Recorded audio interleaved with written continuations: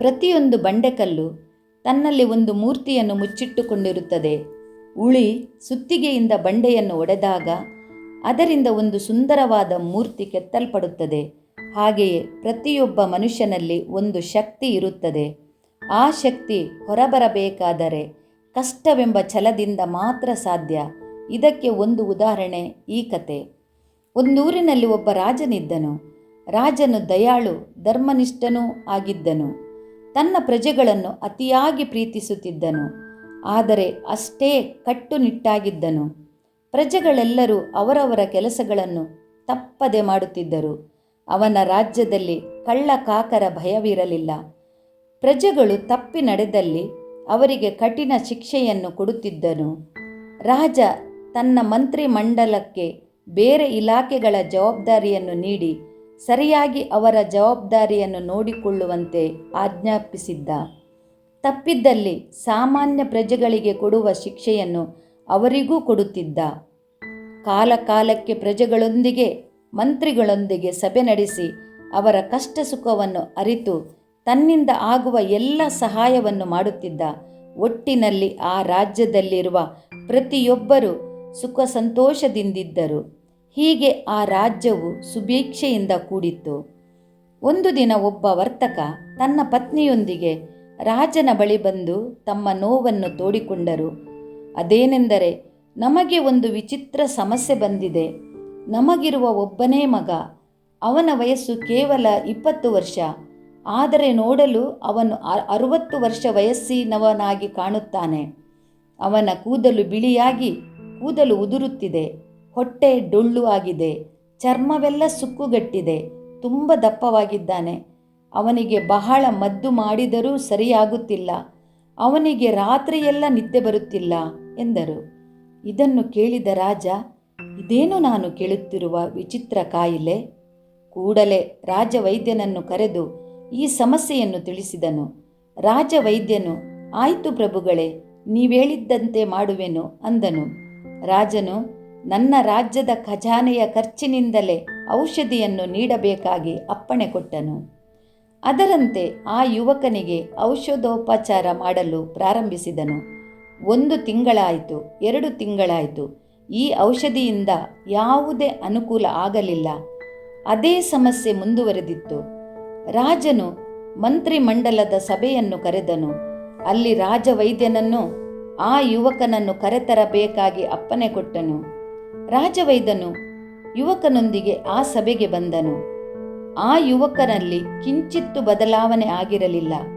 ಅಷ್ಟೊತ್ತಿಗೆ ಅಲ್ಲಿಗೆ 5-6 ದಂಪತಿಗಳು ಬಂದು ರಾಜನಿಗೆ ನಮಸ್ಕರಿಸಿ, ರಾಜರೇ, ನಾವು ಆತಂಕದಲ್ಲಿದ್ದೇವೆ. ನಮ್ಮ ಮಕ್ಕಳಿಗೂ ಇದೇ ರೀತಿಯಾದ ಕಾಯಿಲೆ ಬಂದಿದೆ. ನಾವೇನು ಮಾಡಲಿ ಎಂದು ಗೋಳಿಟ್ಟರು. ರಾಜನು ಚಿಂತಾಕ್ರಾಂತನಾದನು. ಇದೇನು ನಾನು ಕೇಳುತ್ತಿರುವುದು? ನನ್ನ ರಾಜ್ಯದಲ್ಲಿ ಇಂತಹ ಕಾಯಿಲೆಯೇ? ಇದಕ್ಕೆ ಸರಿಯಾದ ಔಷಧಿ ಮಾಡದಿದ್ದಲ್ಲಿ ಇನ್ನೂ ಅನೇಕರು ಈ ಕಾಯಿಲೆಗೆ ತುತ್ತಾಗುತ್ತಾರೆ. ಅದಕ್ಕಾಗಿ ಈ ಸಮಸ್ಯೆಗೆ ಆದಷ್ಟು ಬೇಗನೆ ಪರಿಹಾರವನ್ನು ಕಂಡು ಹಿಡಿಯಲೇಬೇಕೆಂದನು. ಕೂಡಲೇ ಭಟರನ್ನು ಕರೆದು ತನ್ನ ಸಾಮ್ರಾಜ್ಯದಲ್ಲಿರುವ ಎಲ್ಲ ವೈದ್ಯರನ್ನು ಕರೆದು ತನ್ನಿ ಎಂದು ಆಜ್ಞಾಪಿಸಿದನು. ಕ್ಷಣ ಮಾತ್ರದಲ್ಲಿ ಎಲ್ಲ ವೈದ್ಯರು ಅಲ್ಲಿ ಸೇರಿದರು. ರಾಜನು ವೈದ್ಯರ ಮುಂದೆ ಈ ಸಮಸ್ಯೆಯನ್ನು ಇಟ್ಟನು.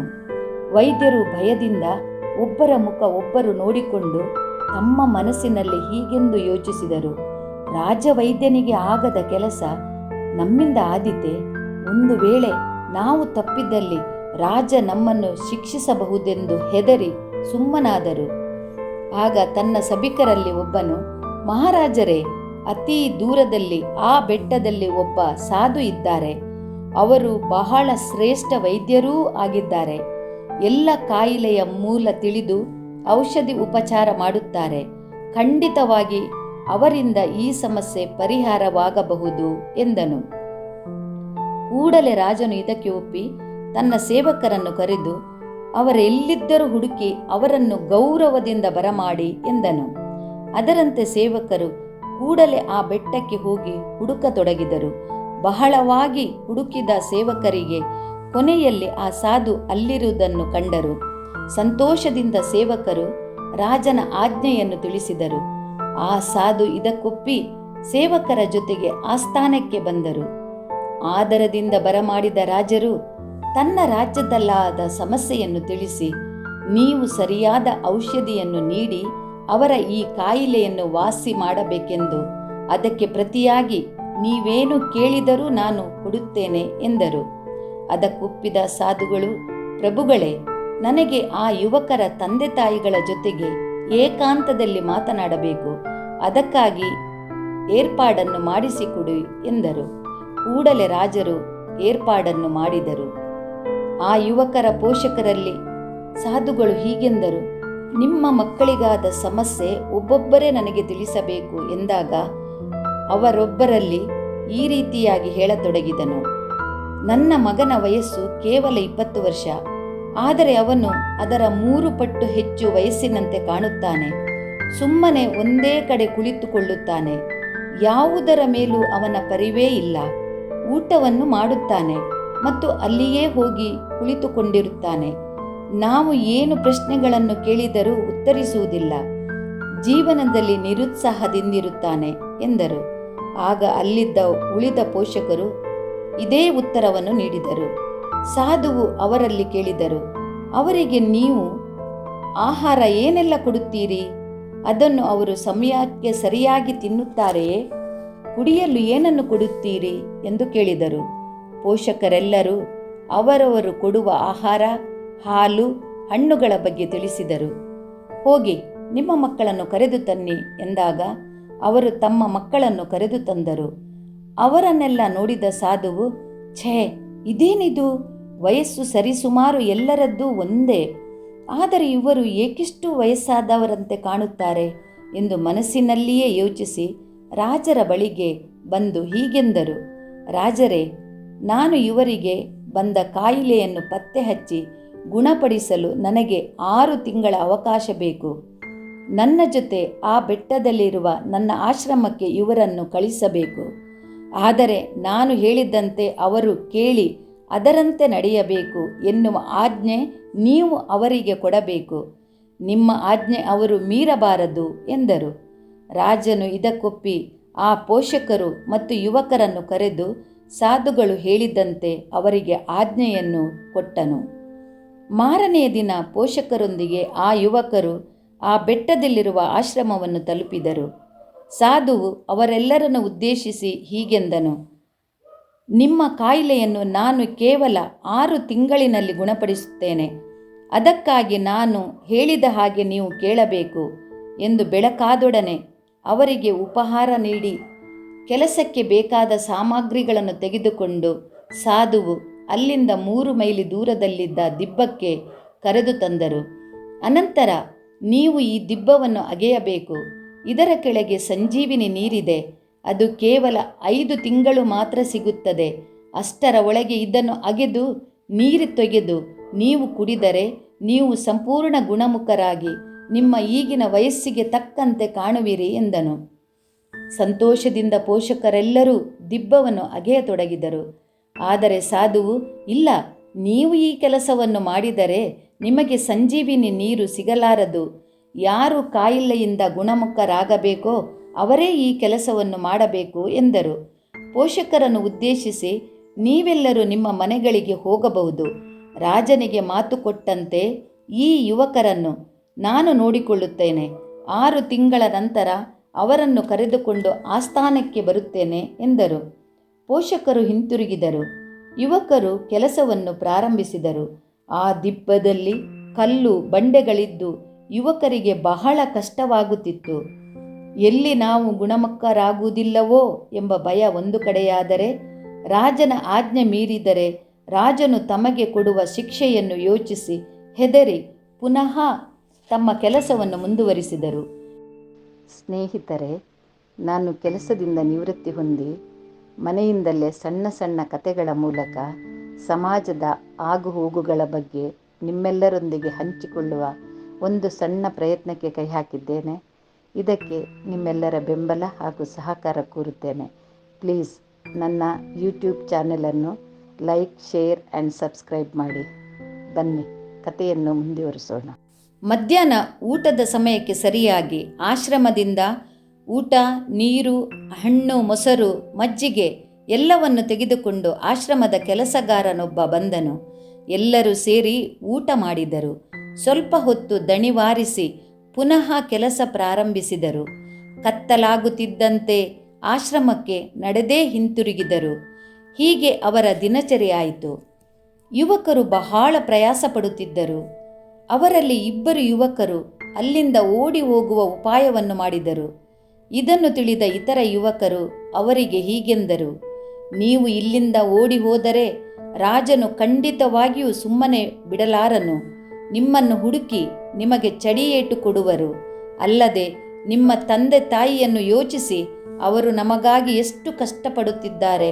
ಬೇಡ, ಈ ಯೋಚನೆಯನ್ನು ಬಿಟ್ಟು ಕಷ್ಟವಾದರೂ ಚಿಂತೆಯಿಲ್ಲ, ನಾವೆಲ್ಲ ಒಗ್ಗಟ್ಟಿನಿಂದ ಈ ಕೆಲಸವನ್ನು ಮುಂದುವರಿಸೋಣ ಎಂದರು. ದಿನವಿಡೀ ಶ್ರಮದ ಕೆಲಸ ಮಾಡುತ್ತಿರುವುದರಿಂದ ರಾತ್ರಿ ಅವರೆಲ್ಲರೂ ಚೆನ್ನಾಗಿ ನಿದ್ರೆ ಮಾಡುತ್ತಿದ್ದರು.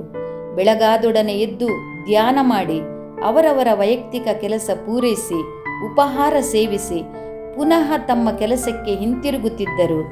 ಹೀಗೆಯೇ 3-4 ತಿಂಗಳಾಯಿತು. ಎಷ್ಟು ಅಗೆದರೂ ನೀರು ಸಿಗದಾಯಿತು. ಆದರೆ ತಮ್ಮ ಛಲವನ್ನು ಬಿಡದೆ ಕೆಲಸವನ್ನು ಮುಂದುವರಿಸಿದರು. ತಮಗೆ ಸಾಧುವಿನಿಂದ ದೊರಕುವ ಪ್ರೀತಿ, ವಾತ್ಸಲ್ಯ, ಅವರು ನೀಡುವ ಸಮತೋಲ ಆಹಾರ, ಸ್ನೇಹಿತರ ಪ್ರೋತ್ಸಾಹ, ಕಠಿಣ ಪರಿಶ್ರಮ ಇವು ಆ ಯುವಕರನ್ನು ಮಾರನೇ ದಿನದ ಕೆಲಸಕ್ಕೆ ಹುರಿದುಂಬಿಸುತ್ತಿತ್ತು. 5 ತಿಂಗಳಾಯಿತು. 6ನೇ ತಿಂಗಳು ಪ್ರಾರಂಭವಾಯಿತು. ಯುವಕರು ಬಹಳಷ್ಟು ಆಳವಾಗಿ ಆ ದಿಬ್ಬವನ್ನು ಅಗೆದಿದ್ದರು. ಒಂದು ದಿನ ಅವರು ಅಗೆಯುತ್ತಿದ್ದಾಗ ನೀರು ಕಾಣಿಸಿತು. ಕೂಡಲೇ ಹೋ ಎಂದು ಕುಣಿದು ಕುಪ್ಪಳಿಸಿದರು. ಒಬ್ಬ ಓಡಿ ಹೋಗಿ ಸಾಧುವಿಗೆ ವಿಷಯವನ್ನು ತಿಳಿಸಿ ಅವರನ್ನು ಆ ದಿಬ್ಬದ ಹತ್ತಿರ ಕರೆದು ತಂದನು. ಸಾಧು ಇದನ್ನು ನೋಡಿ ಬಹಳ ಸಂತೋಷಪಟ್ಟನು. ಯುವಕರು ಆ ದಿಬ್ಬವನ್ನು ಏನಿಲ್ಲವೆಂದರೂ ಸುಮಾರು 15-20 ಅಡಿ ಆಳ ಅಗಲ ತೋಡಿದ್ದರು. ನೀವು ಆ ನೀರನ್ನು ಕುಡಿಯಿರಿ ಎಂದ ಕೂಡಲೇ ಯುವಕರೆಲ್ಲರೂ ಆ ನೀರನ್ನು ಕುಡಿದರು. ಆಹಾ, ಎಷ್ಟು ರುಚಿಯಾಗಿದೆ, ತಿಳಿಯಾಗಿದೆ ನೀರು ಎಂದು ಮತ್ತಷ್ಟು ಕುಡಿದರು. ಸಾಧುವಿನೊಡನೆ ಆಶ್ರಮಕ್ಕೆ ಹಿಂತಿರುಗಿದರು. ಸಾಧುವು ಆ ರಾತ್ರಿಯಲ್ಲಿ ಯುವಕರನ್ನು ಉದ್ದೇಶಿಸಿ, ನಾವೆಲ್ಲರೂ ನಾಳೆ ಬೆಳಗಾದೊಡನೆ ರಾಜನ ಆಸ್ಥಾನಕ್ಕೆ ಹೋಗಬೇಕು ಎಂದರು. ಅದರಂತೆ ತನ್ನ ಕೆಲಸಗಾರನನ್ನು ಆಸ್ಥಾನಕ್ಕೆ ಕಳುಹಿಸಿ ತಾವು ಯುವಕರೊಡನೆ ನಾಳೆ ಆಸ್ಥಾನಕ್ಕೆ ಬರುವ ವಿಚಾರವನ್ನು ಹೇಳಿ ಕಳಿಸಿದರು. ಇತ್ತ ರಾಜನು ಸಭಿಕರನ್ನು, ಪೋಷಕರನ್ನು, ಮಂತ್ರಿಮಂಡಲವನ್ನು ಕರೆಸಿ ಸಭೆ ಸೇರಿಸಿ ಸಾಧುವು ಯುವಕರೊಂದಿಗೆ ಬರುವ ವಿಷಯವನ್ನು ತಿಳಿಸಿದರು. ಅಲ್ಲಿದ್ದವರೆಲ್ಲರೂ ಕಾತರದಿಂದ ಕಾಯುತ್ತಿದ್ದರು. ಇತ್ತ ಬರುವ ಸಾಧು ಮತ್ತು ಯುವಕರನ್ನು ಕಂಡು ರಾಜನ ಸಮೇತವಾಗಿ ಎಲ್ಲರೂ ಆಶ್ಚರ್ಯಚಕಿತರಾದರು. ಅವರ ಕಣ್ಣುಗಳನ್ನು ಅವರು ನಂಬದಾದರು. ಅಬ್ಬಾ, ಎಷ್ಟೊಂದು ಆಶ್ಚರ್ಯ! 6 ತಿಂಗಳ ಹಿಂದೆ ಹೋದ ಯುವಕರು ಇವರೇನಾ? ಎಷ್ಟೊಂದು ಬದಲಾವಣೆ ಎಂದು ಯೋಚಿಸುತ್ತಿದ್ದಂತೆಯೇ ಅವರು ಆಸ್ಥಾನವನ್ನು ಪ್ರವೇಶಿಸಿದರು. ರಾಜನು ಬಹಳ ಗೌರವದಿಂದ ಸಾಧುವನ್ನು ಬರಮಾಡಿದರು. ಎಲ್ಲರೂ ಕುಳಿತರು. ರಾಜನು ಸಾಧುವನ್ನು, ನೀವೇಗೆ ಈ ಭಯಂಕರವಾದ ಕಾಯಿಲೆಯನ್ನು ಗುಣಪಡಿಸಿದ್ದೀರಿ ಎಂದು ಕೇಳಲು ಸಾಧುವು ನಡೆದ ಎಲ್ಲ ವಿಚಾರವನ್ನು ಚಾಚು ತಪ್ಪದೆ ತಿಳಿಸಿದರು. ರಾಜರೇ, ಇವರಿಗೇನು ಕಾಯಿಲೆ ಇರಲಿಲ್ಲ, ಔಷಧಿಯ ಅವಶ್ಯಕತೆಯೂ ಇರಲಿಲ್ಲ. ಮೊದಲು ಯುವಕರ ದಿನಚರಿಯನ್ನು ತಿಳಿದುಕೊಂಡೆನು. ಈ ಯುವಕರು ಏನು ಕೆಲಸವನ್ನು ಮಾಡದೆ ಉಂಡು ತಿಂದು ಸೋಮಾರಿಗಳಾಗಿದ್ದರು. ತಮ್ಮ ದೇಹಕ್ಕೆ ಶ್ರಮ ಕೊಡದೆ ಹೊಟ್ಟೆಯನ್ನು ತುಂಬಿಸಿ ಸುಮ್ಮನೆ ಕುಳಿತುಕೊಂಡಿರುತ್ತಿದ್ದರು. ಅದಕ್ಕಾಗಿ ನಾನು 6 ತಿಂಗಳ ಕಾಲ ಇವರಿಂದ ಕಠಿಣವಾದ ಕೆಲಸವನ್ನು ಮಾಡಿಸಿದೆನು. ಸಂಜೀವಿನಿ ನೀರಿನ ಕತೆಯನ್ನು ಕಟ್ಟಿ ದಿಬ್ಬವನ್ನು ಅಗೆಸಿದೆನು. ಈಗ ಆ ಬೆಟ್ಟದಲ್ಲಿ ಸರಿಸುಮಾರು 15-20 ಅಡಿ ಆಳ ಅಗಲದ ಒಂದು ಕೊಳ ನಿರ್ಮಾಣವಾಯಿತು. ಶುಚಿರುಚಿಯಾದ ನೀರು ಸಿಕ್ಕಿತು. ಇವರ ಕಾಯಿಲೆಯೂ ವಾಸಿಯಾಯಿತು ಎಂದು ಮುಗುಳು ನಕ್ಕರು. ಸಾಧುವಿನ ಉಪಾಯಕ್ಕೆ ಸಂತೋಷಪಟ್ಟ ರಾಜನು ಅವರನ್ನು ತುಂಬು ಸಭೆಯಲ್ಲಿ ಗೌರವಿಸಿದರು. ತನ್ನ ಪ್ರಜೆಗಳಿಗೆ ಕಟ್ಟಾಜ್ಞೆ ನೀಡಿದರು. ಇನ್ನು ಮುಂದೆ ಈ ರಾಜ್ಯದಲ್ಲಿ ಚಿಕ್ಕ ಮಕ್ಕಳನ್ನು, ವಯಸ್ಸಾದವರನ್ನು ಹೊರತುಪಡಿಸಿ ಯಾರೂ ಕೆಲಸ ಮಾಡದೆ ಇರಕೂಡದು. ನಾನು ಈ ದಿನದಿಂದಲೇ ಗೂಢಚಾರರನ್ನು ನೇಮಿಸುತ್ತೇನೆ, ತಪ್ಪಿದ್ದಲ್ಲಿ ಕಠಿಣ ಶಿಕ್ಷೆಯನ್ನು ನೀಡುತ್ತೇನೆ ಎಂದರು. ಅಂದಿನಿಂದ ಆ ರಾಜ್ಯವು ಇನ್ನೂ ಸಂತೋಷ ಸಮೃದ್ಧಿಯಿಂದ ಕೂಡಿ ಪ್ರಜೆಗಳೆಲ್ಲರೂ ಸಂತೋಷವಾಗಿದ್ದರು.